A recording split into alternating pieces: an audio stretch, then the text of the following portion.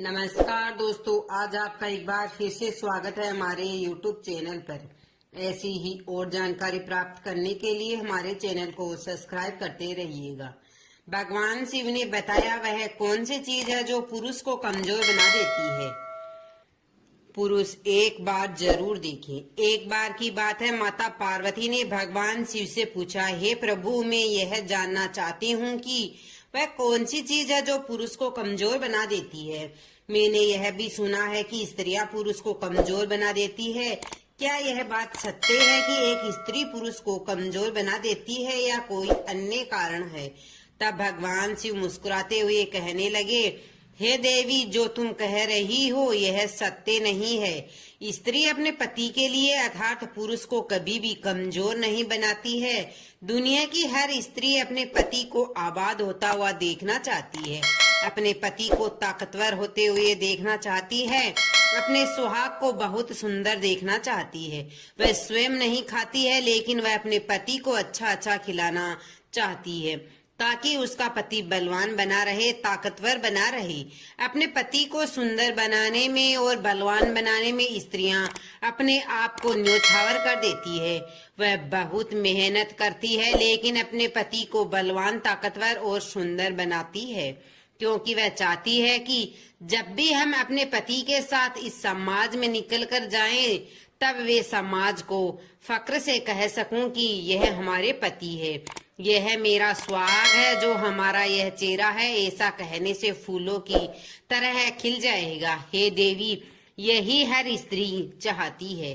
कभी स्त्री अपने पति को कमजोर नहीं कर सकती। तब माता पार्वती कहती है, हे प्रभु, मैं वही तो जानना चाहती हूँ कि पुरुष को आखिर वह कौन सी चीज है जो इस दुनिया में कमजोर बना देती है। तब भगवान शिव कहते हैं, हे देवी, हम तुम्हें एक कहानी के माध्यम से इस प्रश्न का उत्तर देंगे। हम तुम्हें इस कहानी के माध्यम से समझाएंगे कि दुनिया में वह कौन सी चीज है जो पुरुष को कमजोर बना देती है। भगवान शिव माता पार्वती से कहते हैं कि हे देवी, बहुत समय पहले की बात है। हमीरगढ़ में एक राजा राज्य करता था। वह राजा बहुत ही सरल स्वभाव का था। उसका स्वभाव बड़ा सीधा था। वह बहुत ही धर्मात्मा था। वह धर्म में आस्था रखता था। अपनी प्रजा के लिए बहुत कुछ किया करता था। अपनी प्रजा को पुत्र के समान मानता था। उसकी प्रजा भी अपने राजा को भगवान की तरह मानती थी। राजा को जब भी समय मिलता तो राजा मंत्री को लेकर अपने नगर में भ्रमण के लिए निकल जाया करता था और यह देखता था कि हमारे राज्य में कोई दुखी तो नहीं है, कोई भूखा प्यासा तो नहीं है। अगर उसे कोई दुखी मिल जाता तो उसके दुख का निवारण करने हेतु वह राजा पूरा प्रयास किया करता था और उसके दुख को दूर करता था। वह राजा बहुत ही बुद्धिमान था। भगवान शिव आगे कहते हैं कि हे देवी, उस राजा के राज्य में एक ऐसा नौजवान व्यक्ति रहता था। एक ऐसा योद्धा था जो बहुत ही ताकतवर था। उसके शरीर में अपार ताकत की अपार शक्ति थी। उस व्यक्ति के अंदर सारे अच्छे गुण थे और कोई भी बुरा गुण नहीं था। नगर के किसी भी व्यक्ति को वह परेशान नहीं करता था, सबसे प्रेम से बात करता था। लेकिन उसके अंदर एक बहुत बड़ी कमी थी। उसके अंदर एक ऐसी आदत थी कि जब भी वह रास्ते में चलता था और उसके सामने कोई भी व्यक्ति या पशु आ जाता था तो उसको वह उठाकर जमीन पर पटक देता था। वह नौजवान सामने आए हुए हर व्यक्ति को उठाकर पटक देता था, जमीन पर गिरा देता था। ना वह हाथ मारता था, ना वह लात मारता था, परंतु उसकी यह आदत थी कि सामने से जब भी कोई आता तो उसे वह जमीन पर पटक देता था और आगे चल देता था। केवल यह उसकी आदत थी। प्रजा के लोग उससे परेशान हुए और फिर वह समझ गए कि यह उसकी आदत है।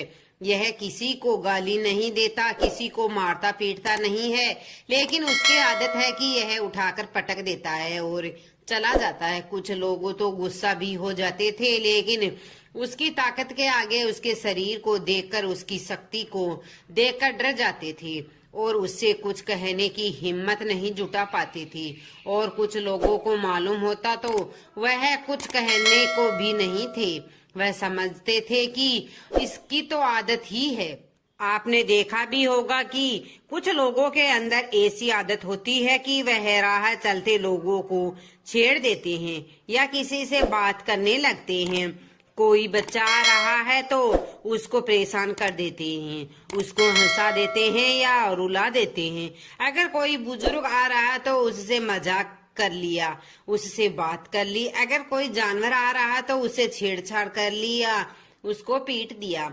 आपने कभी देखा ही होगा कि कुछ लोगों की ऐसी आदतें होती है कि वह दूसरों को परेशान करते हैं, दूसरों से बेकार की बातें करते हैं। उनका यह काम नहीं होता कि वह दूसरों को परेशान करें, उनको रुलाए या उनको छेड़े, परंतु यह उनकी आदत होती है। ऐसा ही वह व्यक्ति था जो उसे राजा के नगर में रहता था और राह चलते लोगों को उठाकर पटक दिया करता था। भगवान शिव आगे कहते हैं, हे देवी, एक दिन की बात है, वह नौजवान व्यक्ति जो था वह रास्ते में जा रहा था और उधर से राजा अपने घोड़े पर सवार होकर आ रहा था। उन दोनों का सामना हो जाता है तो वह जो बलवान व्यक्ति था वह राजा को घोड़े सहित उठाकर पटक देता है और चला जाता है। राजा उस नौजवान व्यक्ति की तरफ देखता ही रह जाता है और वह व्यक्ति दूर निकल गया। राजा को यह देखकर बहुत गुस्सा आया। राजा विचार करने लगा कि इसकी इतनी हिम्मत है, अरे भगवान ने इसको शक्ति दी है, इसको ताकत दी है, भगवान ने इसको इतना अच्छा शरीर दिया है। अगर इसके अंदर अपार ताकत है तो इसका मतलब यह तो नहीं है कि किसी को भी उठाकर पटक दिया, किसी को भी गिरा दिया। इसका मतलब यह तो नहीं है कि यह भूल जाए कि सामने से कौन आ रहा है, राजा आ रहा है या कोई भिखारी आ रहा है। किसी को भी उठाकर पटक दिया, क्या यह भूल गया कि मैं एक राजा हूँ? और इसने राजा का भी सम्मान नहीं किया और इसने हमको भी घोड़े सहित उठाकर पटक दिया। यह विचार करने के बाद राजा को गुस्सा आता है और राजा अपने दरबार में पहुंच जाता है और दरबार में मंत्री को बुलाकर कहता है कि मंत्री जी, यह बताओ कि वह व्यक्ति कौन है जिसने मुझको घोड़े सहित उठाकर पटक दिया। इसकी इतनी मजाल कि वह नगर के राजा के साथ ऐसा व्यवहार करेगा। क्या वह भूल गया है कि मैं एक राजा हूँ? मैं उसके लिए कुछ भी कर सकता हूँ, मैं उसे कुछ भी सजा दे सकता हूँ, मैं उसे जीवन भर के लिए जेल में डाल सकता हूँ। मंत्री जी, मुझे बताओ वह कौन है? तब मंत्री ने राजा को समझाया कि राजा साहब, आप जिसकी बात कर रहे हैं वह नौजवान व्यक्ति कोई गलत नहीं है। वह किसी को मारता पीटता नहीं है, किसी को गाली नहीं देता है। उसकी केवल यह एक आदत है कि सामने से जो भी पशु या व्यक्ति आ रहा है तो उसको उठाकर पटक देता है और चल देता है। बस वह इतना ही करता है और कोई अवगुण उसके अंदर नहीं है, कोई बुरी आदत नहीं है उसके अंदर। मंत्री की ऐसी बात को सुनकर राजा को बड़ा आश्चर्य हुआ कि दुनिया में ऐसा भी कोई व्यक्ति है जिसकी यह आदत है कि सामने से आ रहे किसी भी पशु को, किसी भी व्यक्ति को उठाकर फेंक देना। फिर राजा अपनी रानी के पास गया और उस नौजवान का सारा किस्सा रानी को कह सुनाया। राजा ने रानी से पूछा कि हे रानी, तुम यह बताओ कि मैं उसका क्या करूं, उसको कमजोर कैसे बनाऊं, उसके शरीर में जो ताकत है, जो बल है, उसको कम कैसे करूं?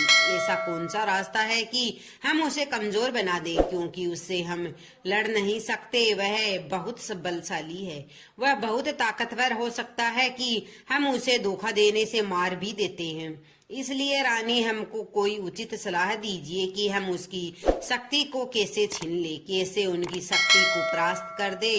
तब रानी कहती है, महाराज, अपने नगर के बाहर एक जो पहाड़ी है, ऊंची चट्टान है, उस पहाड़ी के ऊपर एक शिव जी का मंदिर है और उस मंदिर पर आप उस नौजवान को प्रतिदिन दीपक जलाने के लिए भेजा करें। राजा ने कहा, यह तो सबसे अच्छा रहेगा।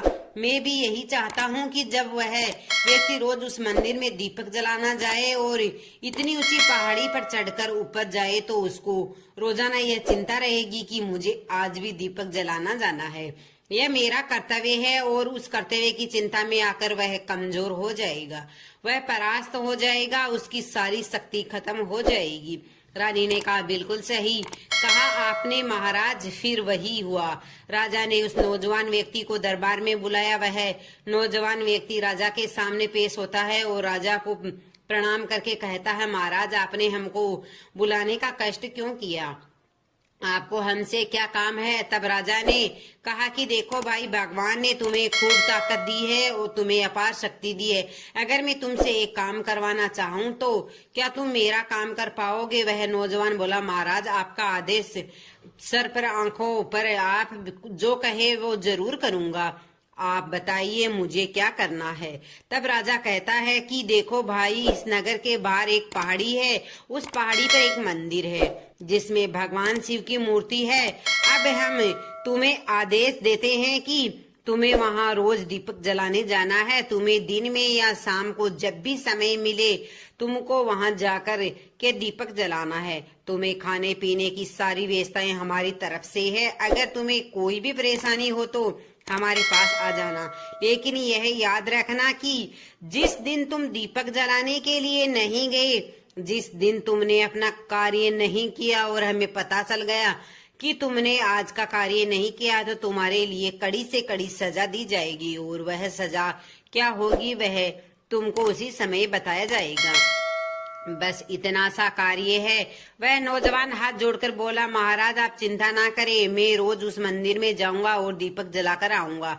आपको यह कभी सूचना नहीं मिलेगी कि मैं आज दीपक जलाने नहीं गया। राजा से आज्ञा लेकर वह नौजवान अपने घर चला गया। और जब अगला दिन हुआ तो अगले दिन से वह नौजवान उस मंदिर में दीपक जलाना शुरू कर देता है। कभी सुबह को समय मिलता है तो सुबह चला जाता है, कभी शाम को समय मिलता है तो शाम को चला जाता है, लेकिन भगवान शिव के मंदिर में उस पहाड़ी पर जाकर वह दीपक जरूर जलाता है। कुछ दिन तक तो उसे अच्छा लगता रहा, उसे कोई ज्यादा परेशानी नहीं हुई। लेकिन थोड़े दिन जब व्यतीत हुए तो उसके दिमाग में आया कि राजा साहब ने हमको यह कौन सा कार्य सौंप दिया है, कहाँ मैं रोज रोज दीपक जलाने जाऊंगा।